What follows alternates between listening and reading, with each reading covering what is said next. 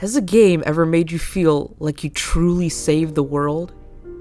Of course, if you played many Japanese RPGs in the past 20 years, you probably experienced something like that.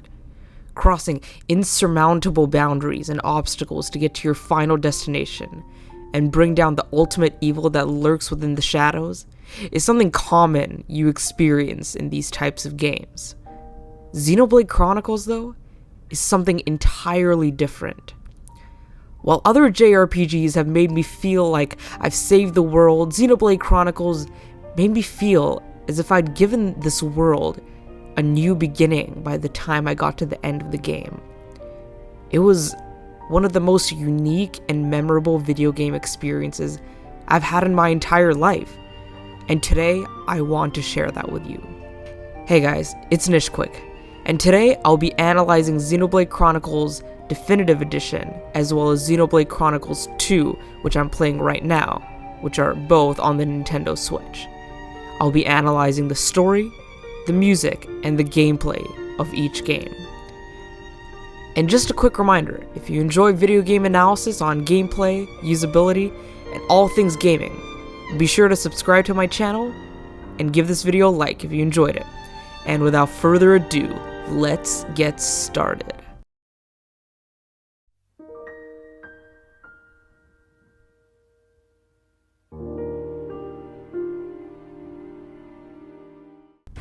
I'm gonna start with Xenoblade Chronicles Definitive Edition. And just to make it easier when we talk about Xenoblade Chronicles Definitive Edition, I'll just be calling it Xenoblade 1. And same with Xenoblade Chronicles 2, I'll just be calling it Xenoblade 2. Xenoblade 1 takes place on two titans, the Bionis and the Mechonis. Many life forms live on these two titans, organic life on Bionis and mechanical life on Mechonis. Centuries ago, these two titans were locked in an endless battle with one another, but suddenly it ended. Many years later, our story begins. The game starts you off by fighting the Battle of Sword Valley as the heroic warrior Dunban. After being betrayed by one of your comrades, Dunban and his mentor Dixon use the power of the legendary blade, the Minato, to destroy the hordes of deadly Mechon that are terrorizing their home of the Bionis. This battle between the life forms of the Bionis and the Mechonis has been raging on for years, and the Homs who live on the Bionis have had enough. The Minato is the only thing keeping them on the front lines. Soon, the story shifts focus to our protagonist Shulk in the future. Shulk and his friends Ryan and Fiora, who is Dunban's sister, find their home of Colony 9 being terrorized by Mechon, just like at Sword Valley.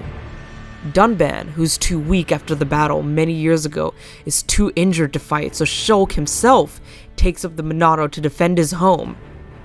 After the carnage is settled, Shulk and his friends decide to take matters into their own hands and go after the Mechon themselves, and bring justice to all their fallen friends and comrades, thus starting a quest about revenge, discovery, friendship, and destiny.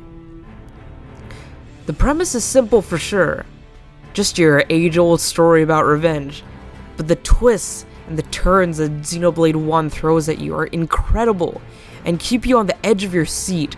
So many questions will be lingering in your head, but they will be answered by the end of the game in a proper manner with no plot holes. There are moments that will leave you shocked, disheartened, triumphant, and even in tears.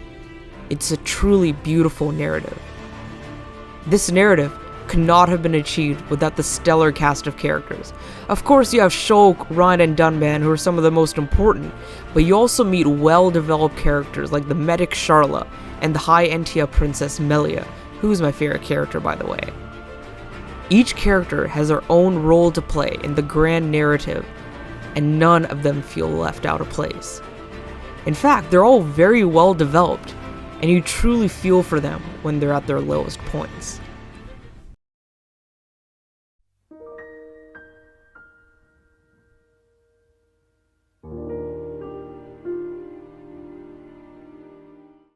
Xenoblade 1 has one of the best soundtracks I have ever heard in a game ever. It's fully orchestrated, and it sounds truly beautiful. Composed by the legendary composers Minami Kiyota and Yoko Simomura, the latter of whom is known for work on the Kingdom Hearts series, the score blends soft and serene classical pieces with bombastic and heavy compositions that send chills down your spine. Whether it be the calming music of your hometown,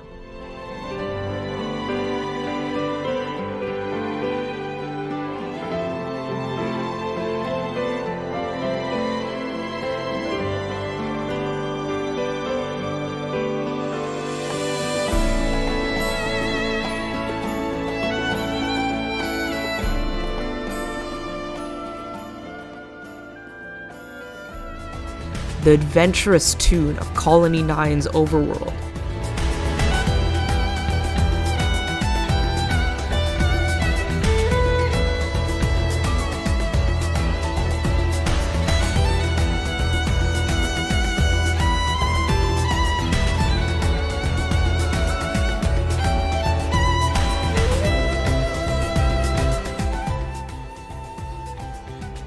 the high-octane guitar solo of You Will Know Our Names when fighting a unique monster,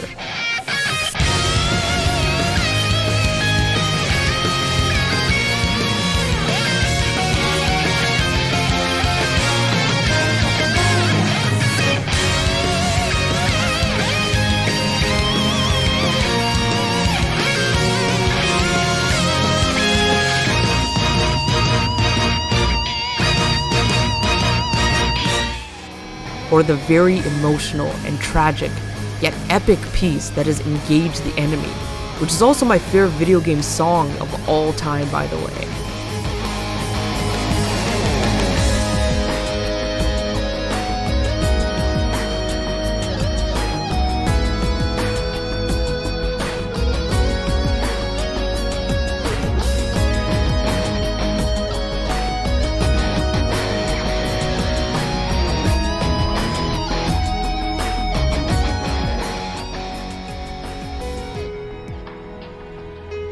The game always has the right melody to provide you as the player with the right mood and tone to sink you into the world of the game.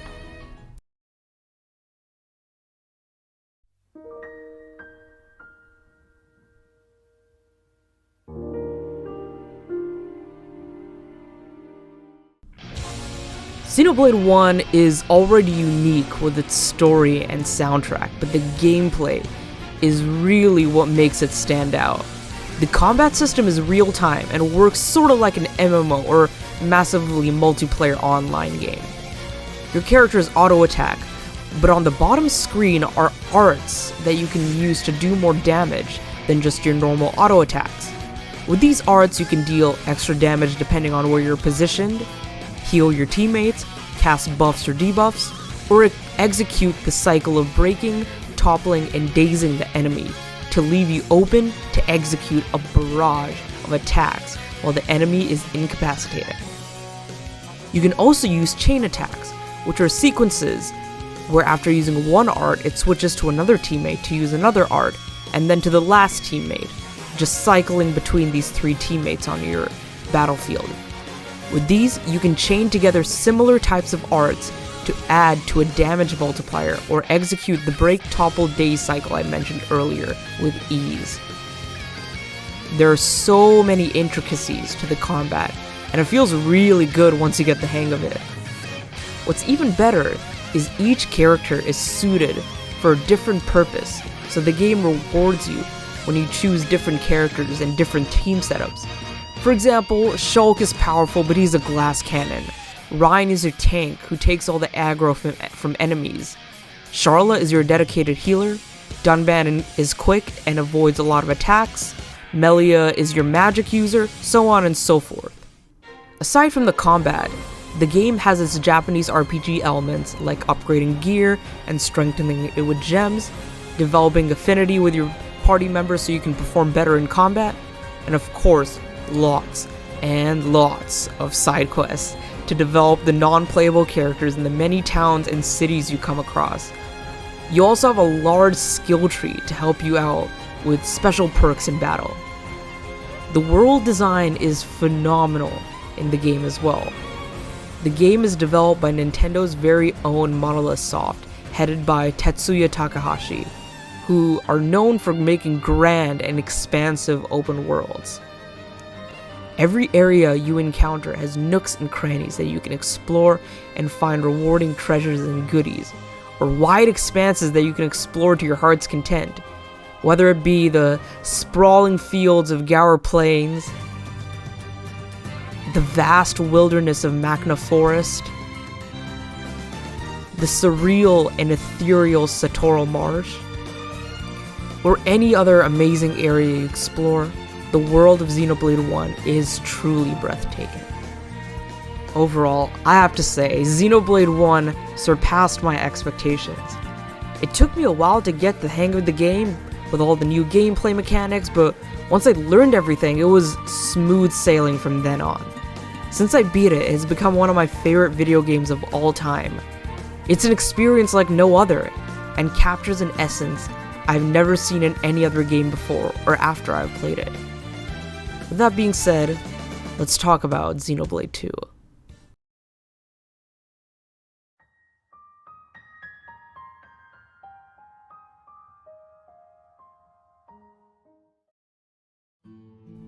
Xenoblade 2 takes place in the Cloud Sea of Ulrest, where people live on massive titans that float in the sky. Yes, in this game, there are many titans, not just two. The story centers around Rex, a young boy who meets a girl named Pyra, who wants to return to Elysium, a mysterious place where she was born. The two of you, along with your other companions and friends, set out on that journey, while battling your way through the opposition of the evil organization Torna. I feel as though in Xenoblade 2, the story is more simple than the first game, though the cast of characters and story beats really still resonate with me. So I'm on the beginning of chapter 7 so far, and things are really starting to heat up with the story, and I'm really excited to see what happens next. But in my opinion, it just doesn't capture the essence of the emotional and climactic journey of the first game as much as I thought it would. I still feel by the end of the game, I'll get a similar feeling of saving the world and bringing about a great change, like in Xenoblade 1.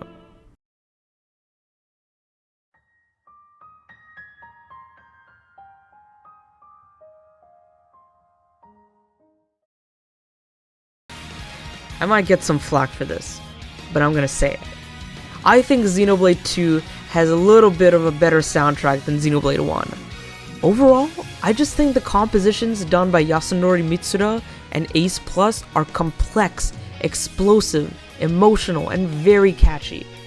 Xenoblade 1 has more of a nostalgic soundtrack, in my opinion, but the songs are just a tad better in 2.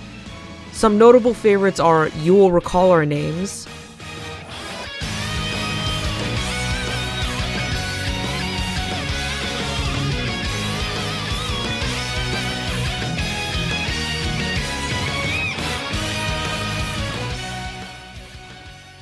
theme from Gormott,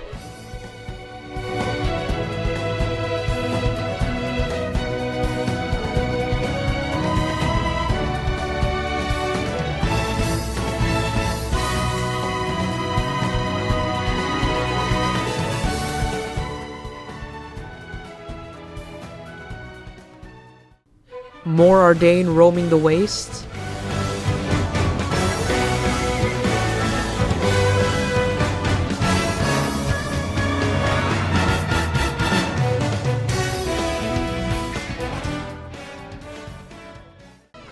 and Counterattack.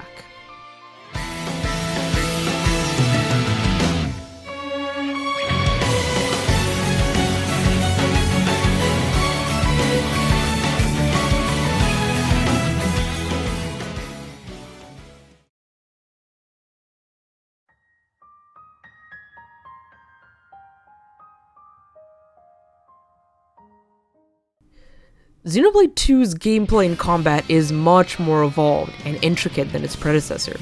The combat is interesting, as one thing will lead to another, like a snowball effect, and it really works well. This game has auto attacks too, and those auto attacks charge up your arts. And the more you use your arts, your specials will charge up. Once you use your special, you'll be able to set up a blade combo based on the element of your special and the elements of your teammates' weapons. Those blade combos then create elemental orbs which revolve around your enemy, which also allow you to execute chain attacks. In this game, with your chain attacks, using your elemental weapons, you can break the orbs to deal massive damage to the enemy. All of this is so much fun to do once you get the grip of it, and it makes you feel like a true master of your blade. Outside of combat, again, there's a lot of side quests and treasures to pick up in the vast overworlds of these titans. There's a lot of shopping to do to add to your accessories, pouch items, core chips, and aux cores. You can also level up the trust between you and your blade by increasing the skill tree or affinity chart to stay in tip-top shape in battle. The variety of customization and freedom is at times a little overwhelming, yet fun to explore and learn. There are some gripes I have with the gameplay though. First of all, unlike Xenoblade Chronicles Definitive Edition, the waypoint marker isn't on your map, but is more of a compass that you follow, akin to the likes of Batman Arkham City or God of War 2018. This compass always sent me in the wrong direction and was a pain to follow. It tells you if you're too high or too low, but then just switches elevation randomly. Also, when there are multiple markers on your compass at once, they all bunch up together and you can't read any of them. It really gets infuriating sometimes, running around in circles, trying to find where to go, when the game just doesn't do a good job telling you what to do. Another problem I found is with enemy aggro. Xenoblade veterans will hate me for this, but whenever I'm simply exploring the open world or trying to complete a quest, a random enemy will notice me and run up to me. Me not wanting to fight then and there, I don't draw my weapon and I run away. But that enemy will still follow me for miles and miles, all the while attracting the attention of other enemies who start running at you and attacking you. Before I know it, I'm dead. I understand you can provoke single enemies to fight you one at a time, but the problem is some enemies are in a group or a horde, and provoking one will send the entire horde at your way. Before you know it, again, you're dead. I really don't remember having this problem in Xenoblade 1, and I went through the areas without having a swarm of enemies on me at once with no problem. There have been whole areas I couldn't get through without being bombarded by enemies, and the problem wasn't my stats, equipment, or character level. Despite these issues I've had, Xenoblade 2 has some fluid and well thought out combat and gameplay. I really appreciate the step up in the series. Overall, Xenoblade 2 is shaping up to be a great experience, and I'm having a phenomenal time with it right now. The combat is well thought out and detailed, the customization is flexible and open to creativity, and the story and characters are engaging. Though not as good as Xenoblade 1, Xenoblade 2 is still a must-play in my eyes. Xenoblade 1 made me a Xenoblade fan, but Xenoblade 2 has truly made me a staple and longtime lover of this amazing JRPG series. If the many hours I've spent in these games is any indication, they're truly immersive and fine works of art. I really have to hand it to Tetsuya Takahashi and the talented people at Monolith Soft for making such an epic and memorable series. Now, if you'll excuse me, I need to go and play my recently bought copy of Xenoblade Chronicles X. Thank you all for sticking to the end of this analysis video on one of my new favorite video game franchises. So, have you played a Xenoblade game before? If so, what have you enjoyed about it? And if you haven't, are you convinced to try out one of these games? Sound off in the comments section below. And if you like this video, don't forget to give it a like and subscribe to my channel, Niche Quick Pops, for more amazing content on video game analysis, of gameplay, and usability. This is Nishquick signing off. Have a great day.